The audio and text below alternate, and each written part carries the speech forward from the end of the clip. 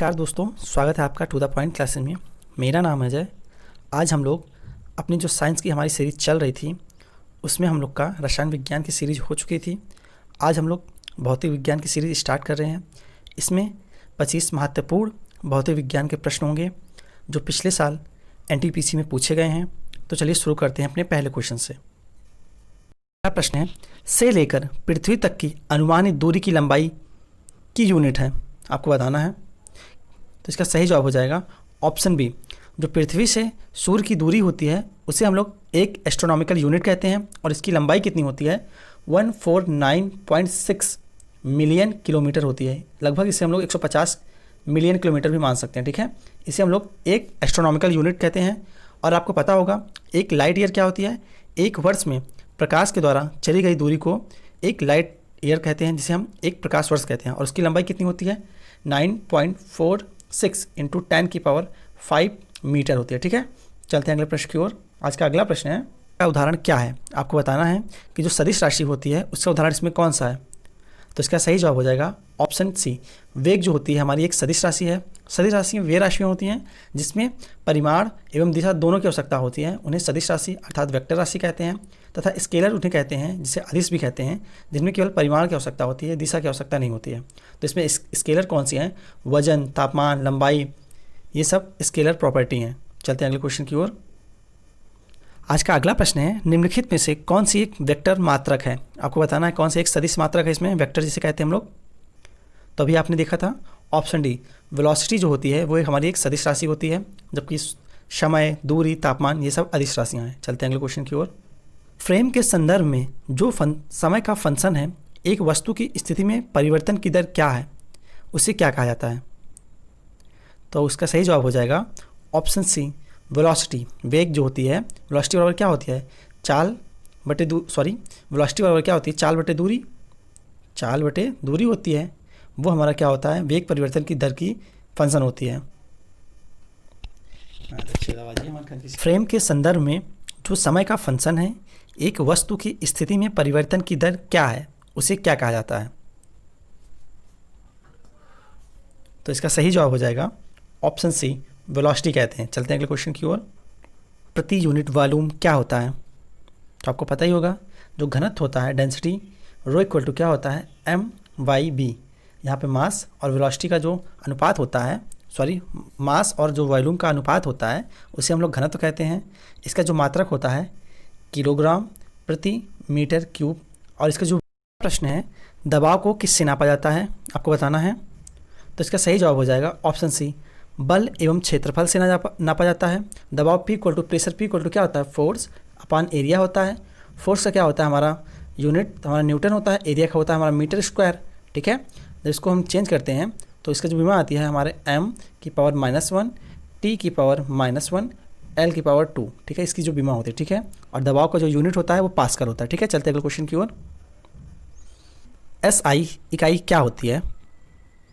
तो अभी हमने आपको बताया था प्रेशर P = क्या होती है, फोर्स अपॉन एरिया। फोर्स का होता है हमारा न्यूटन बटे मीटर स्क्वायर। तो ऑप्शन इसका सही हो जाएगा। ठीक है, चलते अगले क्वेश्चन की ओर।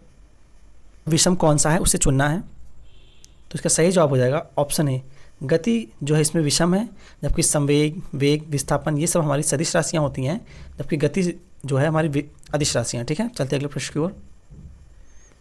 आज का अगला प्रश्न है, पानी का घनत्व क्या होता है, आपको बताना है।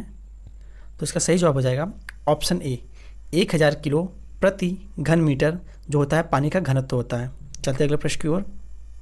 कभी घनत्व देख लेते हैं। ये 920 किलोग्राम प्रति मीटर क्यूब होता है। जल का 1000 किलोग्राम प्रति मीटर क्यूब होता है। लोहा का 7800 किलोग्राम प्रति मीटर क्यूब होता है, जबकि पारा का 13600 किलोग्राम प्रति मीटर क्यूब होता है।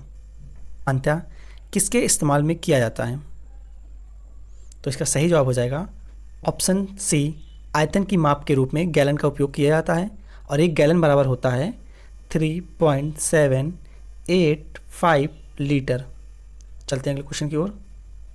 रखी गई पुस्तकों का ढेर किसके कारण हटता नहीं है। तो इसका सही जवाब हो जाएगा ऑप्शन ए, जड़ता के कारण, जो कि न्यूटन के प्रथम नियम के अकॉर्डिंग है। न्यूटन का प्रथम नियम क्या है कि अगर कोई वस्तु मोशन कर रही है तो मोशन करना ही चाहेगी, अगर रुकी है तो वो रुकी रहनी चाहेगी, जब तक उस पर कोई वाह बल न लगाया जाए। ठीक है, चलते हैं अगले क्वेश्चन की ओर। लिफ्ट में व्यक्ति के वजन पर क्या असर पड़ेगा? ऑप्शन डी, वजन बढ़ भी सकता है, घट भी सकता है। अगर लिफ्ट ऊपर जा रही है तो व्यक्ति का वजन बढ़ा हुआ महसूस होगा, अगर लिफ्ट नीचे की ओर जा रही है तो व्यक्ति का वजन कम महसूस होगा। चलते हैं अगले प्रश्न की ओर। अच्छा, क्रिकेट क्षेत्र रक्षक एक तेज गेंद को कैच करने के लिए अपने हाथ गेंद के अनुसार पीछे करता है, क्यों करता है? आपको बताना है। ऑप्शन 4 दिए गए हैं, आप लोग पढ़ लीजिए। तो इसका सही जवाब हो जाएगा ऑप्शन बी, वह इसलिए अपने हाथों को पीछे ले जाता है ताकि संपर्क समय में वृद्धि करता है, जिससे संपर्क में बल में कमी आ जाए। ठीक है, चलते हैं अगले प्रश्न की ओर। आज का अगला प्रश्न है, जब कार एक मोड़ लेती है तो वह कौन से बल जो हमें बाहर की ओर धक्का देता है उसे क्या कहा जाता है? जैसा कि आप लोग देखे होंगे, कार या साइकिल से आप लोग किसी मोड़ पे जाते हैं तो एक बाहर की ओर एक बल काम करता है, एक अंदर की ओर काम करता है। तो आपको बताना है बाहर की ओर जो बल काम करता है उसे कौन सा बल कहते हैं। तो इसका सही जवाब हो जाएगा ऑप्शन बी, अपकेंद्री बल। ठीक है, और जो अंदर की ओर है, निम्नलिखित में से कौन सा कथन सीधी सड़क पर एक समान त्वरण से चलने वाली कार के लिए सही है? तो इसका सही जवाब हो जाएगा ऑप्शन बी। क्या है? कार का वेग लगातार बदलता रहता है, क्योंकि अगर किसी भी पिंड पर या किसी भी कार पर आप एक्सेलरेट करेंगे तो उसका वेलोसिटी जो होगी लगातार बदलती रहती है। ठीक है, चलते हैं अगले प्रश्न की ओर। डेयरियों में दूध से क्रीम अलग करने के लिए इस्तेमाल की जाने वाली प्रक्रिया कौन सी होती है? तो आपको बताना है दूध से क्रीम अलग करने के लिए किस विधि का उपयोग किया जाता है। तो इसका सही जवाब हो जाएगा अपकेंद्रीकरण का जो यूज होता है डेयरियों में दूध से क्रीम अलग करने के लिए किया जाता है। चलते हैं अगले प्रश्न की ओर। आज का अगला प्रश्न है, रोलर कोस्टर की सवारी में कौन सा बल कार्य करता है? आपको बताना है।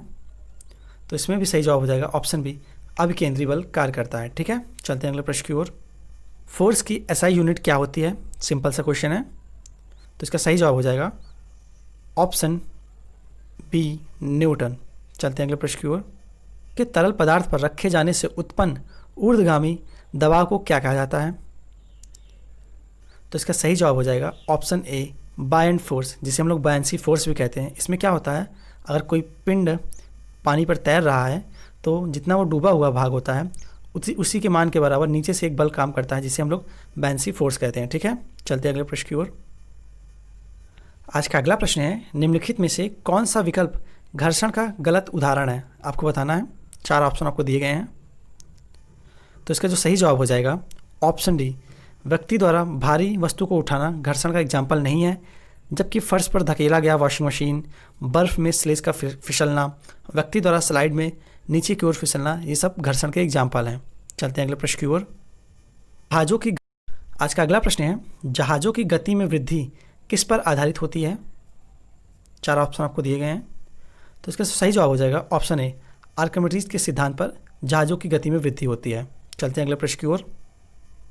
सीधे ऊपर की ओर फेंका गया एक पत्थर शीर्ष पर पहुंचता है तो इसका क्या होगा मान? आप बताइए। तो इसका सही जवाब हो जाएगा ऑप्शन बी, उसका वेग 0 हो जाएगा तथा त्वरण लगभग 10 मीटर प्रति सेकंड स्क्वायर होता है। ठीक है, जब हम कोई पिंड को ज़मीन से ऊपर की ओर फेंकते हैं तो एक समय ऐसा आता है कि वो जो पिंड होता है हमारा वहाँ पे रुक जाता है। ठीक है, तो वहाँ पे उसकी जो वेलोसिटी हो जाएगी हमारी 0 हो जाती है, लेकिन जो गुरुत्वाकर्षण का मान होता है वो हमेशा काम करता रहता है, और जी होता है, जी का मान लगभग 9.8 या इसको लगभग 10 मानते हैं। ठीक है, मीटर पर सेकंड स्क्वायर होता है। ठीक है, चलते हैं अगले क्वेश्चन की ओर।